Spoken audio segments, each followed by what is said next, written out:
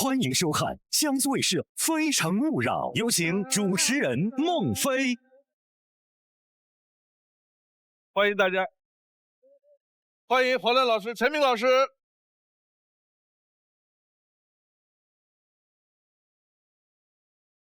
有请今晚24位美丽的单身女生。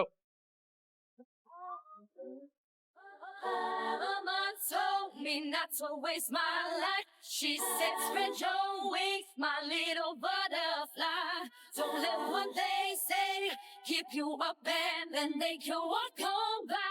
My feet can't touch the ground and I can't hear a sound, but you just keep on running up your mouth. Yeah. Walk on over there, 'cause I'm too fly to care. These wings are made to fly.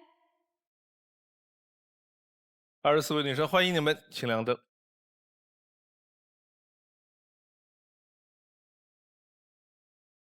有请1号男嘉宾。Can you feel it? Can you feel it? Sean Rock says, can you feel it? Sean Rock says, can you feel it?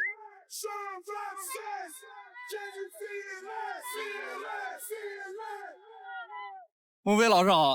2位老师好，我叫施杰，今年27岁，来自江苏南京，现居上海。来选你的心动女生。男嘉宾在选择心动女生的同时，系统已经为他匹配出了智推女生。当他进入权力反转的时候，我们将公布智推女生参与恋爱选择。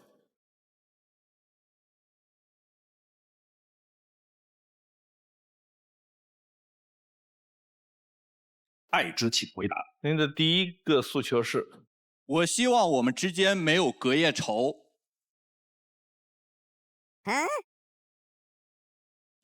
因为我前面的几段感情，经常在矛盾之后会进行一个沟通，当下进行沟通会让我认为这个事情已经翻篇了。但是事后可能又会提到这个事情，会让我感觉这个事情其实并没有解决。所以我希望2个人如果遇到矛盾，可以在情绪平静之后进行一个有效的沟通，把问题彻底解决，日后就不要再去提这件事情了。要没有能够彻底解决呢？我觉得是可以的。对。4号。男嘉宾你好，你说想要解决隔夜仇，但是其实有些时候女生就有点小脾气。对呀。你慢慢让她消化一下，可能自己会好。但反而你非要当晚就要跟我说一个1、2、3的话，我可能就那晚就好不了。没有错，没有错。4号女嘉宾说的是有一定道理的，但是我相信在现实生活中，大部分女生其实内心的想法和我的想法是一样的。因为在现实生活中，很多男生是喜欢在争吵之后自己去睡觉的。所以我提到这一点，其实也是想告诉在座的24位女嘉宾，我是一个愿意在发生问题之后主动解决这个问题，而不是说啊我要睡觉了或者怎样。谢谢。18号。我跟男嘉宾想法也是差不多的，我也不太希望有隔夜仇，因为我觉得我们当晚吵架了，如果你当晚没有哄我，我就觉得你可能不是很在乎我，也不是很在乎这个事情。但是我是大吵着跟你说这些事情，然后讲道理什么的。所以你能接受我这种就是大嗓门一直跟你嗷嗷嗷一直说那种？可以，你可以说，我在旁边听着，等听了你情绪平复了，我哄哄你，那么咱们再把这个问题解决。如果我只是单纯的把你哄好了，好，我们的日子继续往下过吧，那么之后还会发生同样的问题。但是这种反反复复的话，就很消耗2个人彼此的一个情感。孟非老师，我想知道4号女嘉宾为什么灭灯？对。来，我满足你一下，4号为什么灭灯啊？因为我觉得一直纠结这个问题，在这儿会有一点太消耗了。恋爱想谈甜甜的，不想一直吵架。当然，每个人都不喜欢在感情当中去争吵。对。谢谢。你的第2个诉求。我不希望你总是教我做事。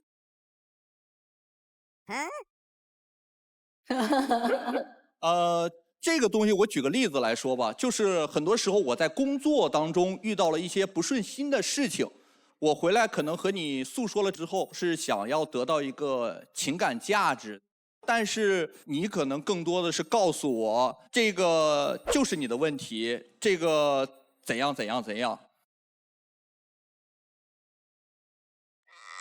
好，我看到我们的6号嘉宾一直在举手。对对对。6号。男嘉宾你好，我觉得你这个思维和想法很像一个小女生哎。哦，有点像对吧？因为我觉得，如果我跟你处对象，感性上面的一些事情，如果我用女性的那种思维去跟你相处的话，会很融洽。就好比你跟你的闺蜜可能是好朋友，对，相处的很好一样。我们可以看片子了吗？我看到13号在举手。好可爱啊！来，13号。我想问一下，假如说我们在人际交往过程中各自持有不同的意见，那可能这件事情就我的想法是正确的，那你也不太接受我去告诉你这样是对的吗？我不会，我给你的建议并不是需要你认同我的建议，按照我的建议去做。同样，我是安抚你的情绪，我会跟你说你的老板不对，你这么做是没错的。好的，看片子吧。好看片子。好看片子。我让他看片子，他不看。13号的看片子，哎，好看片子。好了，那就看片子吧。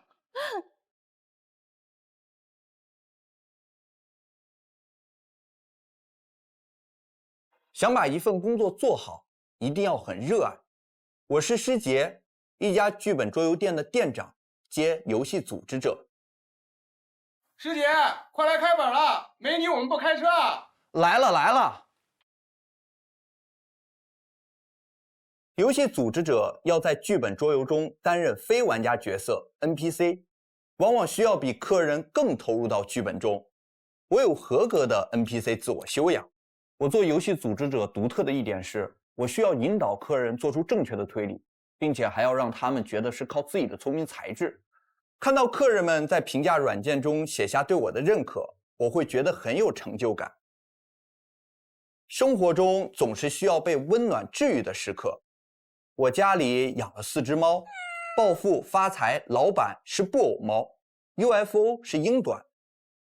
我的朋友开玩笑说我家适合开一个猫德学院，因为我家的猫都不凶，很粘人，比猫舍的猫都会营业。除了养猫，我还很喜欢小鸭子。我喜欢唐老鸭、鸭子侦探等一切与鸭子有关的物品。这些东西可以给我的生活带来一些趣味，治愈我不好的情绪。爱冒险的我去过全国40多个城市，但旅途中总免不了状况连连。比如说找不到住宿，我会直接去找有自助餐能过夜的浴场。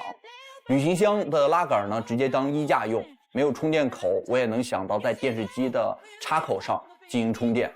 有我在，啥都能解决。我未来的他可以放心跟着我出发。我在等着那个他，而他也在等我吗？